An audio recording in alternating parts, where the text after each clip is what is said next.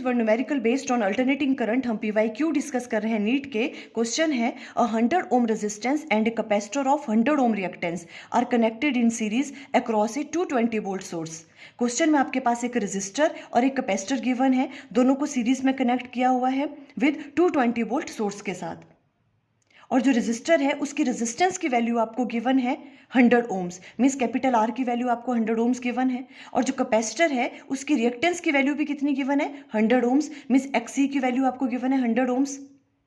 और क्या गिवन है आपको, देखो 220 वोल्ट सोर्स के साथ उन्हें कनेक्ट किया हुआ है, मीन्स ERMS की वैल्यू आपको गिवन है, root mean square value of EMF that is 220 volt.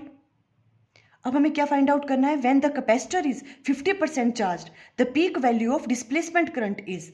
4 option आपको गिवन है, हमें पीक वैल्यू ऑफ करंट की वैल्यू फाइंड आउट करनी है, मीन्स हमें I0 की वैल्यू फाइंड आउट करनी है। I0 किसके बराबर होगा, peak value of EMF means E0 divided by जो टोटल इंपीडेंस ऑफर हो रही है किस किस की वजह से, कैपेसिटर एंड रेजिस्टेंस की वजह से जो सीरीज में कनेक्टेड है। Z क्या है यहाँ पे, इंपीडेंस। अब देखो ERMS से हम E0 की वैल्यू कैलकुलेट कर सकते हैं।